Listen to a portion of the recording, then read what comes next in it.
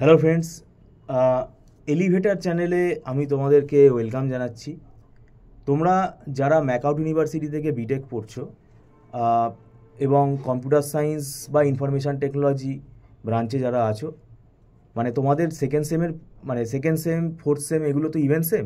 তো এখন তোমাদের ইভেন্ট সেমের পরীক্ষা চলছে। আমি আশা করি তোমরা ফোর্থ সেমেস্টারের স্টুডেন্ট। তো দেখো, ফোর্থ সেমেস্টারের পরীক্ষা তোমরা দাও ভালো করে, সেটা আমিও চাই তোমাদের যাতে রেজাল্ট ভালো হয়।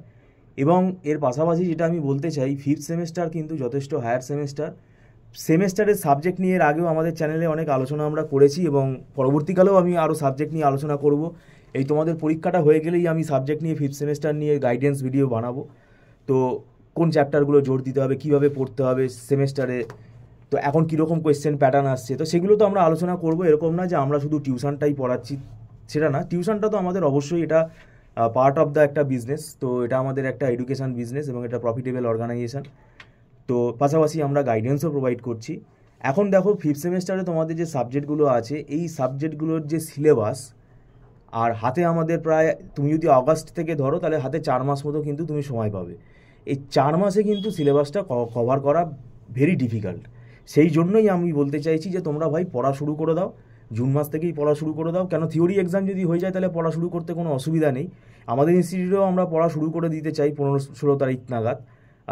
এবং যারা মনে করছো যে আমাদের ইনস্টিটিউট থেকে তোমরা টিউশন নিতে আগ্রহী, তাহলে তাদের কিন্তু হাফ মান্থ ফিস দিতে হবে। অ্যাকচুয়ালি আমাদের প্রত্যেক মাসে মান্থলি ফিস সিস্টেমে ক্লাস হয়, এটা অ্যাডভান্স পেমেন্ট করে ক্লাস করতে হয় এবং এটা নট রিফান্ডেবল। আর এবং এটা আমাদের পুরো স্ক্রিন শেয়ার করে আমরা ক্লাস করাই। আমাদের স্পেশালিটির দিক যদি আমি বলি, সেটা হচ্ছে আমাদের ইনস্টিটিউট আমরা এমন একটা ইনস্টিটিউট, আমরা কিন্তু এই নিউমেরিক্যালগুলো পড়াই।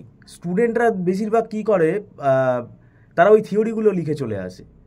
ভাই, থিওরি লিখে চলে এসে লাভটা কী হবে? যেমন ডেটাবেস ম্যানেজমেন্ট সিস্টেম আছে, অপারেটিং সিস্টেম আছে, কম্পিউটার অর্গানাইজেশন অ্যান্ড আর্কিটেকচার আছে।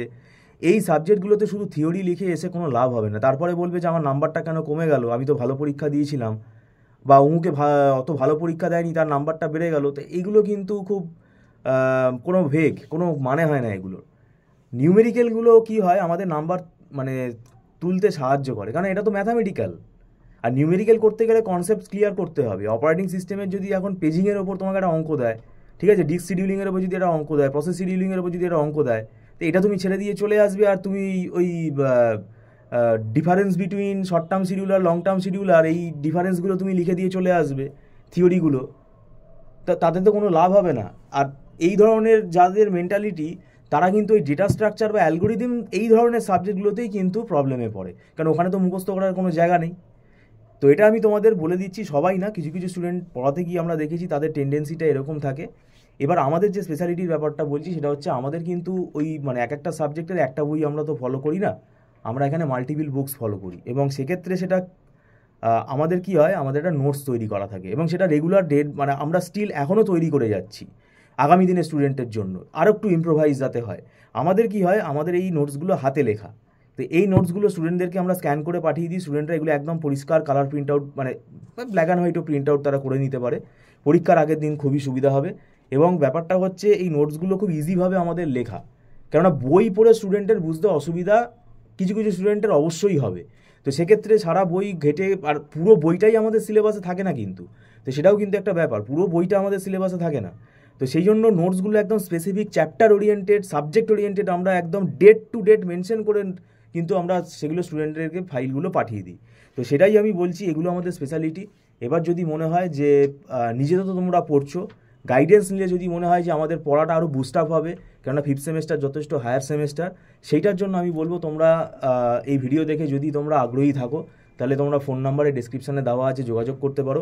এবং ওই যে বললাম, জুন মাস থেকে পড়া শুরু করলে খুবই ভালো হয়, কেননা আমাদের এখানে আমাদের একটা সাবজেক্টের সপ্তাহে একদিনই ক্লাস হয়, প্রায় 1.5 আওয়ার। এই একটা ক্লাসের মধ্যে আমাদের অনেকটা টপিক কিন্তু এগিয়ে যায়। তাই একটা ক্লাস কিন্তু পাওয়া মানে অনেকটাই কিন্তু তোমার সিলেবাস কিন্তু কভার হওয়ার চান্স বেশি থাকবে। আর আমরা দীর্ঘদিন এখানে পড়াচ্ছি, 9-10 বছর হয়ে গেল। আমাদের ম্যাকআউট ইউনিভার্সিটি কি, অন্যান্য ইউনিভার্সিটিও আমরা পড়াই, এবং ম্যাকআউট ইউনিভার্সিটি স্পেশালিটি আমাদের এইগুলো আমরা পড়িয়ে পড়িয়ে অভ্যস্ত হয়ে গেছি। স্টুডেন্টকে আমরা তাড়াতাড়ি আসতে বলি, কারণ তাড়াতাড়ি আসতে বললে তার পড়ানোটা তার নিজেরও বুঝতে সুবিধা হবে এবং আমাদের বোঝাতেও সুবিধা হবে তাড়াতাড়ি সেটা।